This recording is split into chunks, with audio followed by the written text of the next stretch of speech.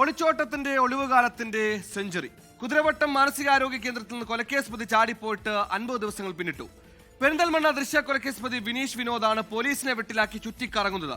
സംസ്ഥാനത്തിന് പുറത്തേക്ക് വിനീഷ് കടന്നെന്ന സൂചനയിൽ 4 ഭാഷകളിൽ ലുക്കൌട്ട് നോട്ടീസ് ഇറക്കിയിട്ടും പോലീസിന് രക്ഷയില്ല. പ്രണയാഭ്യർത്ഥന നിരസിച്ചതിന് യുവതി നിഷ്ഠൂരം കുത്തിക്കൊന്ന കേസ് പ്രതി സ്വൈര്യവിഹാരം നടത്തുന്നത് ആശങ്ക തന്നെയാണ്.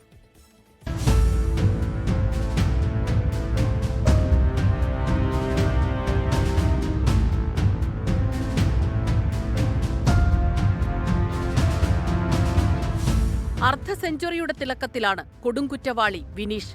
പറഞ്ഞുവരുന്നത് ഒരു പാവം പെൺകുട്ടിയെ നിഷ്കരുണം കുത്തിക്കൊന്ന കേസിലെ പ്രതിയുടെ തടവുചാട്ടത്തെക്കുറിച്ചാണ്. വിചാരണവേളയിൽ മാനസികാസ്വാസ്ഥ്യം പ്രകടിപ്പിച്ചതിനെ തുടർന്നാണ് വിനീഷിനെ കുതിരവട്ടം മാനസികാരോഗ്യ കേന്ദ്രത്തിലെത്തിച്ചത്. ഇതുതന്നെ അടവായിരുന്നോ എന്ന സംശയമാണ് പോലീസിനുള്ളത്. കാരണം ചികിത്സയിലായിരുന്നെങ്കിലും അങ്ങേയറ്റം ബുദ്ധിപരമായാണ് ഇയാൾ പോലീസിനെ കബളിപ്പിച്ച് ജയിൽ ചാടിയത്. ജയിലിൽ നിന്ന് കുതിരവട്ടത്തെത്തിച്ച് അവിടെ നിന്ന് പുറം ലോകത്തേക്ക് മതിൽ ചാടുന്നത് വിനീഷിന്റെ പതിവാണ്. 2ാം തവണയാണ് വിനീഷ് കുതിരവട്ടം മാനസികാരോഗ്യ കേന്ദ്രത്തിൽ നിന്ന് ചാടിപ്പോകുന്നത്. ജയിലിൽ മാനസികാസ്വാസ്ഥ്യം പ്രകടിപ്പിച്ചപ്പോൾ 2022-ൽ വിനീഷിനെ കുതിരവട്ടം മാനസികാരോഗ്യ ചികിത്സാ കേന്ദ്രത്തിൽ പ്രവേശിപ്പിക്കുന്നു. അന്ന് അവിടെ നിന്ന് വിനീഷ് ചാടിപ്പോയി. ഏറെ പാടുപെട്ട് കർണാടകയിലെ ധർമ്മസ്ഥലയിൽ നിന്നാണ് അയാളെ അന്ന് പൊക്കിയത്. പിന്നീട് കണ്ണൂർ സെൻട്രൽ ജയിലിലേക്ക് മാറ്റി. ജയിലിൽ വീണ്ടും മാനസികാസ്വാസ്ഥ്യം പ്രകടിപ്പിച്ചതിനാൽ ഡിസംബർ 10-ന് തിരികെ കുതിരവട്ടത്തെത്തിച്ചു. കൃത്യം 20-ാം ദിവസം വിനീഷ് 2ാമതും തടവുചാടി. അതായത് ഡിസംബർ 29-ന്. അതും അങ്ങേയറ്റം ബുദ്ധിപരമായി ആസൂത്രിതമായായിരുന്നു ജയിൽ ചാട്ടം. സെല്ലിലെ ശുചിമുറിയുടെ ചുമര് തുരന്നാണ് വിനീഷ് രക്ഷപ്പെട്ടത്. ഭിത്തി തുരന്നതോ ചായ കുടിക്കാൻ നൽകിയ ഗ്ലാസ് ഉപയോഗിച്ച്. CCTV ദൃശ്യങ്ങൾ പോലും ലഭ്യമല്ലാത്തതിനാൽ വിനീഷ് ഏതു വഴിക്കാണ് രക്ഷപ്പെട്ടതെന്ന് പോലും മനസ്സിലാക്കാനായിട്ടില്ല. ഡൽഹി, കർണാടക, തമിഴ്നാട് എന്നിവിടങ്ങളിൽ അന്വേഷിച്ചെങ്കിലും ഫലമുണ്ടായില്ല. കഴിഞ്ഞ തവണ രക്ഷപ്പെട്ടപ്പോൾ കൂട്ടുകാരുമായി വിനീഷ് ബന്ധപ്പെട്ടിരുന്നു. എന്നാൽ ഇത്തവണ അതുമുണ്ടായില്ല.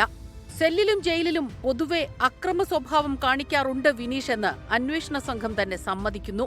പിടിക്കപ്പെട്ടില്ലെങ്കിൽ ദൃശ്യയുടെ അടുത്ത ബന്ധുക്കൾക്ക് പോലും ഭീഷണിയാണെന്ന് പോലീസ് റിപ്പോർട്ടും നിലവിലുണ്ട്. ദൃശ്യയുടെ അമ്മയും സഹോദരിയും താമസിക്കുന്ന സ്ഥലത്ത് പോലീസ് നിരീക്ഷണമുണ്ട്. അതേസമയം സംഭവത്തിൽ 4 പോലീസുകാർക്കെതിരെ വകുപ്പുതല നടപടിയെടുത്തിരുന്നു. മെഡിക്കൽ കോളേജ് SHOയുടെ നേതൃത്വത്തിൽ 3 ടീമായാണ് അന്വേഷണം. വിനീഷ് തടവുചാടിയിട്ട് ദിവസം 50 ആകുന്നു. പ്രതി സംസ്ഥാനത്തിനു പുറത്ത് പല ഹോട്ടലുകളിലും ജോലി ചെയ്തിരുന്നതായി പോലീസിന് വിവരം ലഭിച്ചു.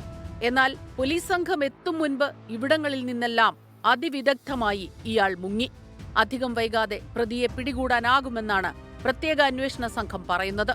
സംഭവത്തിൽ മനുഷ്യാവകാശ കമ്മീഷൻ സ്വമേധയാ കേസെടുത്തു. കുതിരവട്ടം മാനസികാരോഗ്യ കേന്ദ്രത്തിൽ 20 സുരക്ഷാ ജീവനക്കാർ വേണ്ടിടത്ത് നിലവിൽ 5 പേർ മാത്രമാണുള്ളത്. ഈ സുരക്ഷാ വീഴ്ച ചൂണ്ടിക്കാണിച്ചാണ് മനുഷ്യാവകാശ കമ്മീഷൻ സ്വമേധയാ കേസെടുത്തത്. 24 കോഴിക്കോട്. കാടടച്ച് അന്വേഷിച്ചിട്ടും വിനീഷിനെ കണ്ടെത്താൻ എന്തായാലും വിനീഷിനെ സമ്മതിക്കണം. കേരള പോലീസിനെ വട്ടം കറക്കി 50 ദിവസമാണ് പുറത്തെവിടെയോ സ്വൈര്യമായി വിഹരിക്കുന്നത്. ലോകത്തെവിടെയായാലും ഏത് സമയത്തും 24 വാർത്തകളും ഓഗ്മെന്റഡ് റിയാലിറ്റി പാക്കേജുകളും എക്സ്പ്ലെയിനറുകളും വിശദമായി കാണാൻ ഞങ്ങളുടെ YouTube ചാനൽ നിങ്ങൾക്ക് സബ്സ്ക്രൈബ് ചെയ്യാം.